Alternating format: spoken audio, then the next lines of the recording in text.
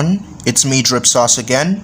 This is part 3 of my Dragon Ball Cosmology Remastered scale. If you're new to the channel, please do consider subscribing so you stay up to date with everything Dragon Ball related, as well as making sure you like the video as well as sharing to your friends, and do consider following my TikTok because we're getting pretty close to 1,000 followers, and on YouTube we recently went past 300 subscribers, so I'd really like to thank you all for supporting me. I will continue to keep you all up to date on Dragon Ball, so let's get straight into the video for today. Now in my part 1, I established that the universe is infinite in size, as well as in part 2 I established that there are several dimensions in just the living world alone, as well as an infinite hierarchy of spatial dimensions. So we're already at high hyperversal for the living world alone. So when I use the terms beyond space and time or transcend space-time, I'm speaking in context to such a world or realm transcending conceptual space-time or transcending an infinite hierarchy of dimensions, which I already established in my previous videos. This video is not running away, so if you haven't already watched part 1 and 2, go watch them first before watching this one. Now let's get into the video itself. First of all, the RPG game guidebook is licensed. It was created 4 years after the Daizenshu in 1999, so the Daizenshu was created in 1994 or so.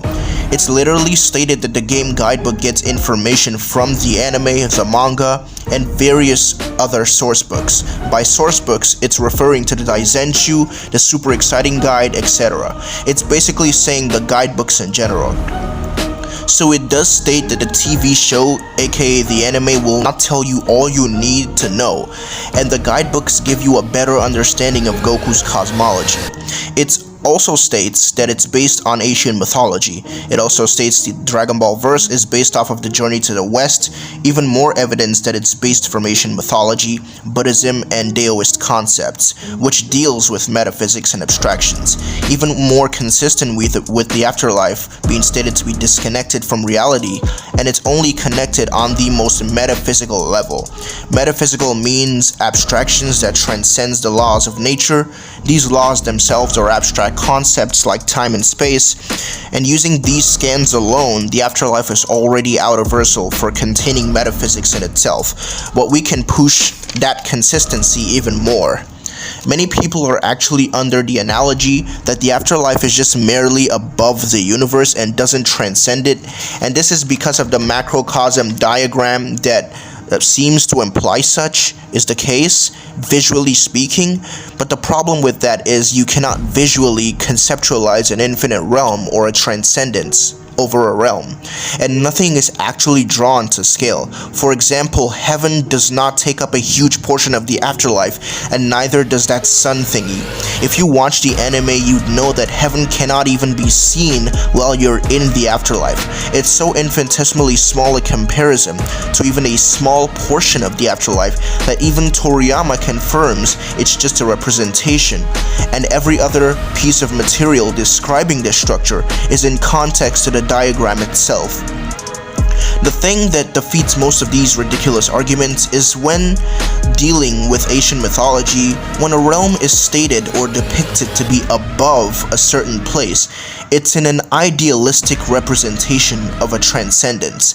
That's how these things work, especially when you factor in all the things that make it consistent, and not just Asian, but almost every other culture / religion believes in their spiritual realm or ghost world being a higher plane of existence than the normal physical reality or the universe. That's how these religions and mythologies treat their astral or ghost spiritual realms.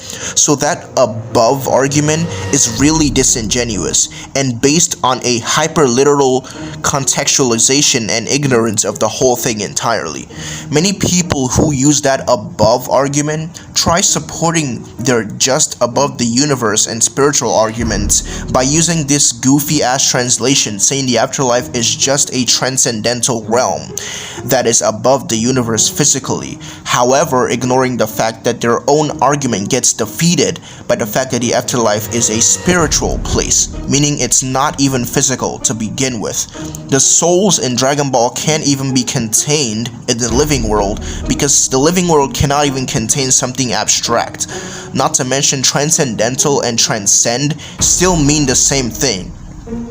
These guys literally take the top part of this definition and hide the bottom. They're essentially suppressing substantial evidence that goes against their arguments to fit their own narratives, which is just a blatant appeal to motive fallacy. So yeah, that has been debunked. I've seen people also try to argue that King Kai's planet, forgetting the fact that the game guidebook, it stated that the afterlife has its own great rules and mysteries, so it functions on its own laws there. So which makes way for certain things in the story to function without contradictions, etc. So this also coincides with the fact that only the living world functions on real life physics. I can also just argue that it's artificial gravity being added by the Kais. It's literally not actual gravity that necessitates the existence of space-time or its curvature as a result of that. So using that argument that King Kai's planet has gravity, yeah, it's not going to do you much because it can literally be debunked and literally falls out of consistency with the scale. Scans like this are taken out of context and are just in context to the efficiency of King Kai's training, and it doesn't necessitate space-time being there. Even scans like this don't mean anything because you have to think, how can an author make things make sense and be enjoyable? No matter how strong you are or above time or whatever, your actions still take time within your perspective. There is still a flow of events from one action to another. It doesn't just happen instantaneously to you, otherwise you wouldn't even be able to perceive your own movements. It doesn't mean time necessarily has to be there. The author tries his best to make the story work by describing it in ways you can understand the flow of events. You also find out how consistent my analogy is by the fact that the living world is called temporal in context to Goku being present in the realms of the other world. Essentially, the implication is that the afterlife doesn't have time, it's atemporal, yet here another implication of its separation from all of space and time, which essentially is an infinite hierarchy in Dragon Ball. Here's a little diagram I drew to conceptualize it. By people's logic, my diagram can't be outerversal because it's a finite circle. That's how dumb these arguments sound.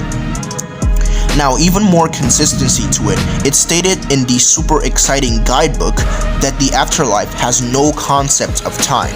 This just seals the deal and just adds butter to our bread. The fact that they went out of the way to explain that there is no concept of time is crazy. And don't forget the fact that Akira Toriyama says that these guidebooks are just more credible than himself on multiple occasions, as well as the staff members who write these guides and the story. Also, yes, the translation is very accurate. On Jisho, which is the best Japanese dictionary on the planet, the kanji for concept and time are picked out from the literal scan.